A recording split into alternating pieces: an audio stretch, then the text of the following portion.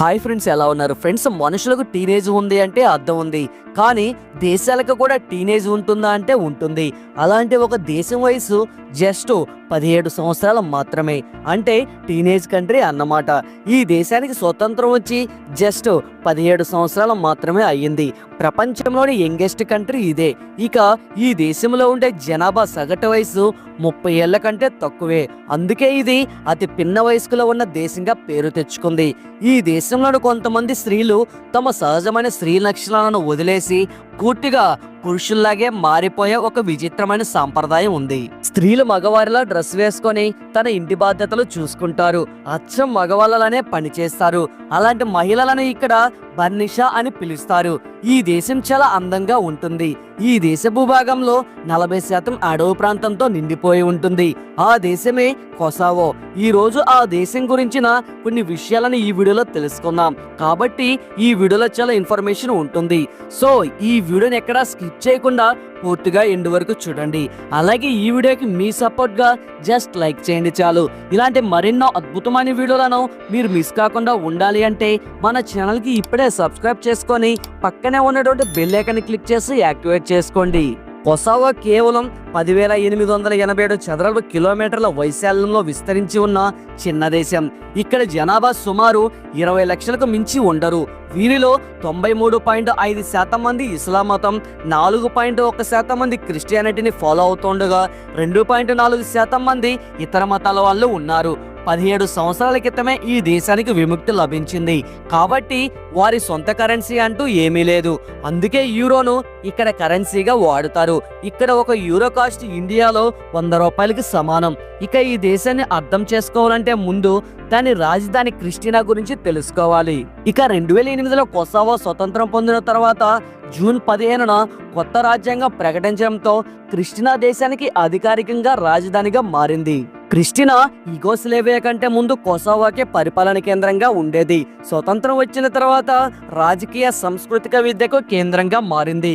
ఈ నగరంలో పార్లమెంటు, ప్రభుత్వ కార్యాలయాలు, విదేశీ రాయబార కార్యాలయాలు ఉన్నాయి. ఈ నగరం కొసావోకు బ్యాక్ బోన్ అని చెప్పవచ్చు.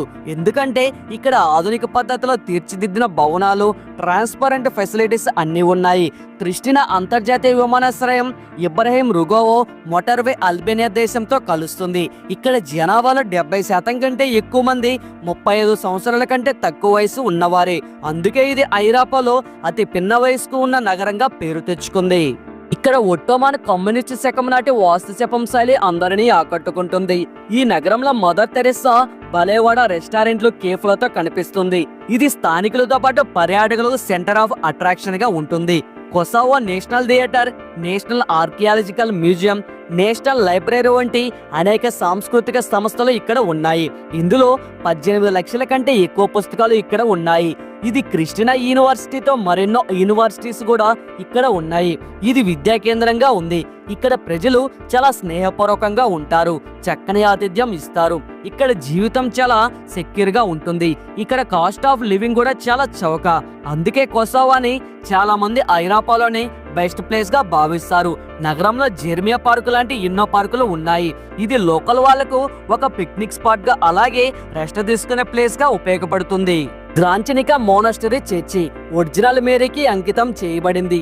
వీటి గోడల మీద 700 సంవత్సరాల నాటి రంగురంగుల పెయింటింగ్స్ కనిపిస్తాయి. ఆ పెయింటింగ్స్ లో బైబుల్ కథలతో పాటు సెర్బియా చరిత్ర తెలిసేలా చిత్రించారు. ఎత్తైన గోపురం, తోరణాలతో మఠం భవనం కూడా చాలా అందంగా ఉంటుంది.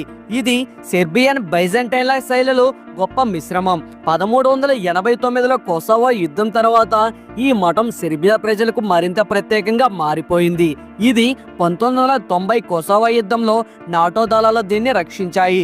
నేటికి ఇక్కడ ప్రార్థనలు, సాంస్కృతిక కార్యక్రమాలు జరుగుతూ ఉంటాయి. కొసావో ప్రజలు ప్లేజా అనే పేరుతో తయారయ్యే పాన్ కేక్ ని తినడానికి ఇష్టపడతారు. పిండి పెరుగుతో తయారయ్యే ఈ వంటకాన్ని జామ్ తో సర్వ్ చేస్తారు. అలాగే జువాపెట్ డిష్ ను కూడా బాగా ఇష్టపడతారు. గొర్రె మాంసంతో తయారయ్యే ఈ వంటకాన్ని ఉల్లి రొట్టెలతో కలిపి తింటారు. ఇది ఇక్కడ స్ట్రీట్ ఫుడ్ రెస్టారెంట్ లో భాగంగా దొరుకుతుంది. ఇది కొసావోలోని ప్రసిద్ధి చెందిన మార్బుల్ కేవ్స్. కొసావో సున్నపరాయి గుహలకు పెట్టిందే పేరు. ఈ ప్రాంతం రాజధానికి 20 కిలోమీటర్ల దూరంలో కొసావోలోని గరిహి ప్రాంతంలో ఉంది. దీనిని 1966లో అహ్మద్ అనే స్థానిక రైతు తన తోటలో ఉన్న ఈ ప్రాంతాన్ని కనిపెట్టాడు. ఆయన మట్టిని తవ్వుతుండగా ఈ గుహ బయటపడింది. అప్పటి నుంచి ఇది పర్యాటకులకు, శాస్త్రవేత్తలకు సెంటర్ ఆఫ్ అట్రాక్షన్ గా మారింది. ఈ గుహకు లక్షల సంవత్సరాల చరిత్ర ఉందని తెలుస్తుంది. గుహలో ఉష్ణోగ్రత చాలా చల్లగా ఉంటుంది. 15 డిగ్రీల సెల్సియస్ తో లోపలంతా తేమగా ఉంటుంది.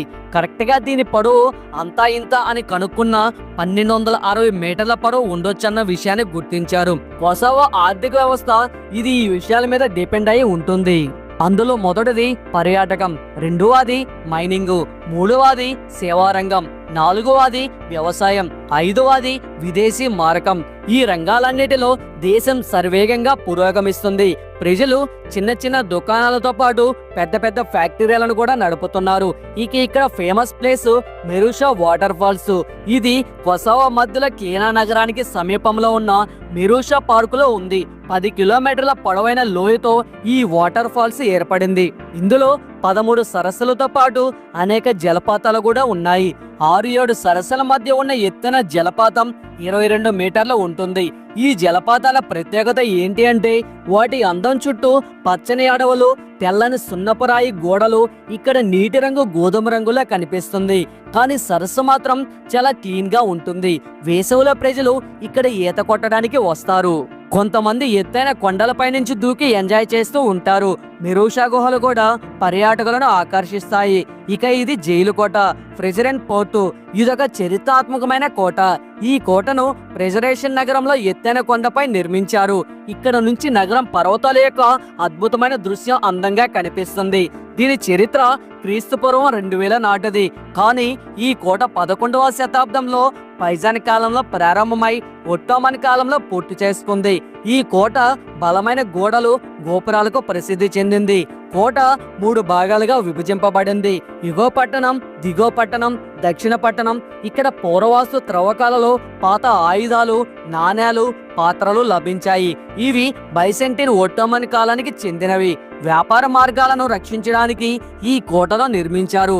నేడు ఇది పర్యాటకులకు తెరిచే ఉంది మరియు ఇక్కడ నుండి సూర్యాస్తమయం దృశ్యం అద్భుతంగా ఉంటుంది.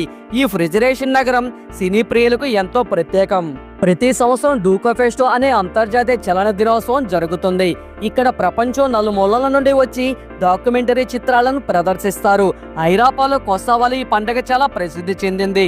అలాగే ఈ నగరం సాంప్రదాయ ఎంబ్రాయిడరీ కూడా చాలా ప్రత్యేకం. ఇక్కడ మహిళలు రంగురంగుల దారాలతో చాలా అందమైన దుస్తులను నేస్తారు. వీటిని పెళ్లిళ్లలో, ఫెస్టివల్స్ టైంలో ధరిస్తారు. 100 ఏళ్ల నాటి ఈ కళను ఇక్కడ ప్రజలు నేటికి సజీవంగా కాపాడుకుంటూ వస్తున్నారు. సో ఇది ఫ్రెండ్స్ ఇవాల్టి వీడియో. చూశారు కదా, ఈ వీడియో మీద మీ అభిప్రాయం అనేది ఖచ్చితంగా మాకు కామెంట్ రూపంలో తెలియజేయండి. ఈ వీడియో మీకు నచ్చినట్లయితే లైక్ చేయండి, షేర్ చేయండి, అలాగే కామెంట్ కూడా చేయండి. మన ఛానల్ ఫస్ట్ టైం చూస్తున్నట్లయితే ఈ ఛానల్ కి ఇప్పుడే సబ్స్క్రైబ్ చేసుకొని పక్కనే ఉన్నటువంటి బెల్ ఐకాన్ క్లిక్ చేసి యాక్టివేట్ చేసుకోండి. Thanks for watching. నెక్స్ట్ వీడియోలో మళ్ళీ కలుసుకుందాం. జై హింద్ అండ్ జై భారత్.